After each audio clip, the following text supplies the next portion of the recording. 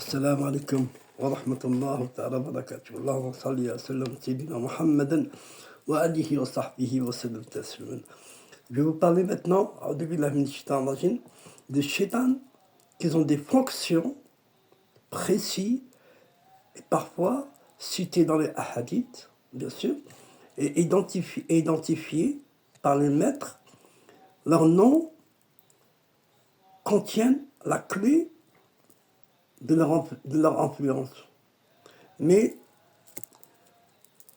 aussi celle de leur neutralisation. On peut aussi la neutraliser, bien sûr.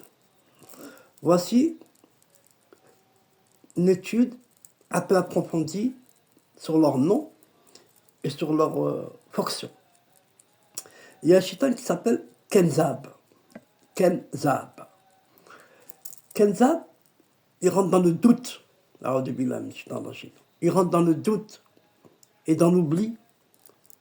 Pendant quoi? Pendant la prière. Il provoque l'oubli du nombre de rak'at. Des fois, on oublie. On doit faire, par exemple, salat al-isha. On doit faire 4.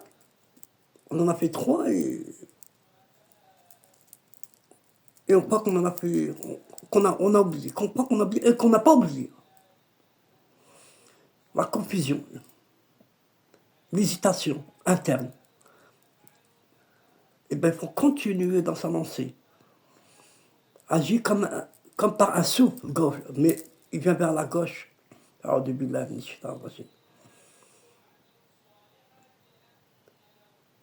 il vient par la gauche.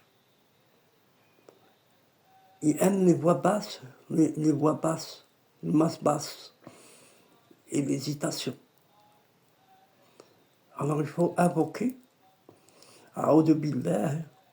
Écoutez. A'udhu billah min Khansab.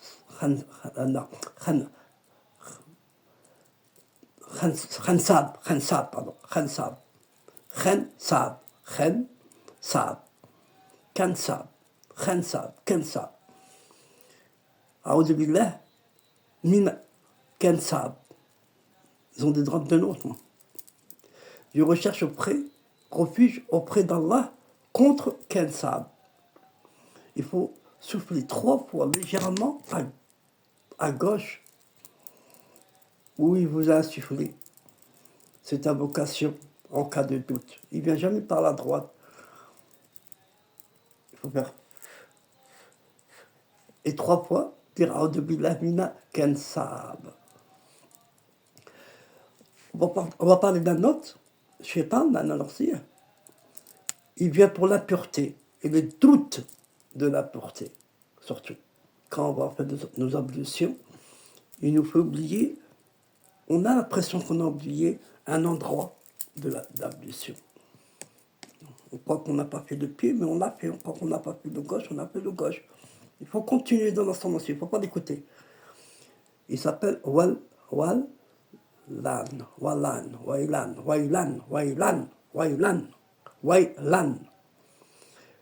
fait croire à la pureté, mais elle n'existe pas. C'est lui qui nous fait croire. Il vient nous insuffler les troubles de l'ablution. Pousse à recommencer, et à recommencer. Non, il ne faut pas recommencer. Trouble le rapport entre le corps et le rituel. Non, il faut continuer dans sa lancée. Si on le coupe, c'est comme si on l'a écouté. Alors il faut dire Allahumma ahfadni min waswasa. Allahumma ahfadni min waswasa wailan fi wuduhi wa salati. Allahumma, oh Allah, protège-moi du murmure, de walan dans mes ablutions et mes prières. Réciter une fois avant d'entrer au lieu des ablutions. Où on fait les ablutions, on récite une fois, ça suffit, masha'Allah. Il y a le shaitan du foyer. Là, il fait des conflits domestiques. Il s'appelle Dassim. Il s'appelle Dassim. Il s'introduit, regardez bien, écoutez bien plutôt. Il s'introduit dans les maisons où, et dans les portes où on n'évoque pas Allah, où on ne dit même pas salam, par la porte où on ne dit pas salam, où personne ne dit salam, provoque des disputes et des tensions. Il entre par le seuil non béni, qui veut dire à la sorte de salam, une porte où la personne qui dit salam, il rentre comme ça, comme un mouton. Alors il faut dire Allahumma la taj'al li dasim makanan fi bayti. Allahumma la taj'al li dasim makanan fi bayti. Oh Allah, ne laisse aucun espace à Dasim dans ma maison. Parce que c'est possible que vous rentrez chez vous. Vous dites Bismillah. Au moins Bismillah. Si vous ne dites pas ça, vous dites au moins Bismillah. Mais il y en a qui rentrent comme ça. Et c'est eux qu'il faut rentrer. C'est ceux qui rentrent avec la bouche B. Et là, il faut faire attention. Et il y a les chétans de l'orgueil. Dans l'apprentissage, bien sûr. Il apprend 2 syllabes, il apprend 2 sourates, il apprend 2 hadiths, et là, il se prend pour un shir. Du jour au lendemain, il se prend pour un shir. Awan, il s'appelle Awan. Awan, c'est son nom. Il attaque la lumière du ilm et le rend sèche. C'est-à-dire, la personne qui l'a appris, elle lui absorbe tout. Et il n'y a plus de baraka de ce qu'il a appris.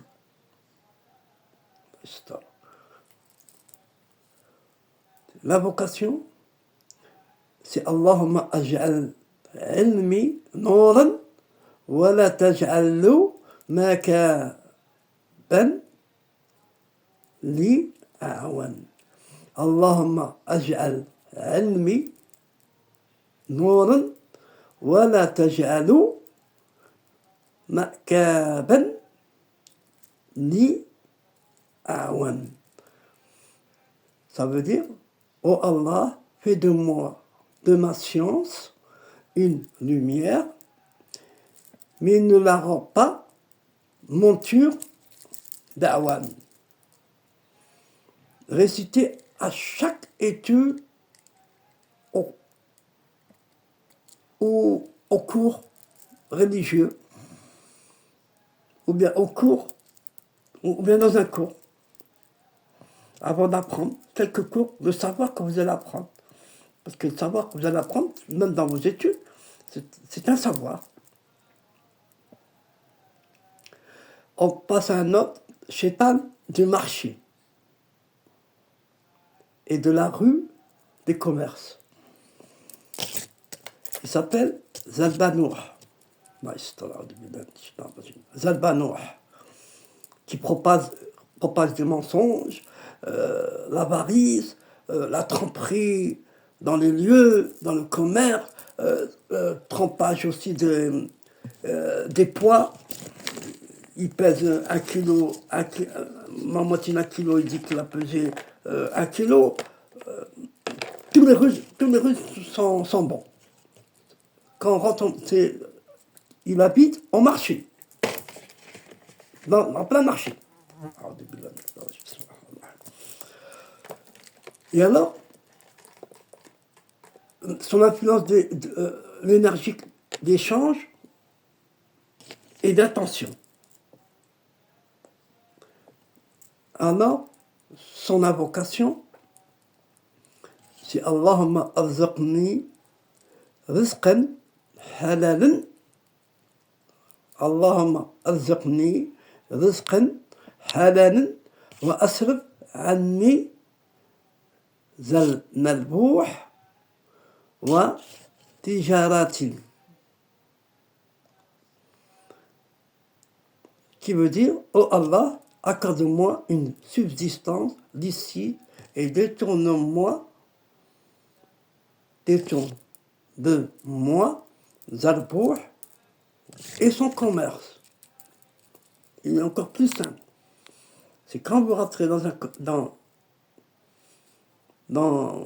un marché, vous dites cette invocation-là. La ilaha illallah, wahdahu la sharika lah, le mulk wal hamd, yuhyit wa yumit, wa huwa ala kulli shay'in qadir. Vous la répétez 3 fois. Parce que dans un marché, c'est là que le shaitan, Iblis, en personne, il accroche son drapeau. Pourquoi? Parce que c'est dans le marché qu'on entend Wallah, Wallah c'est ça, Wallah c'est bon, j'ai acheté ça, Wallah, Wallah. Et là, la moitié, c'est les mensonges. Réciter avant d'entrer dans un marché ou avant de conclure un échange. Assalamu alaikum.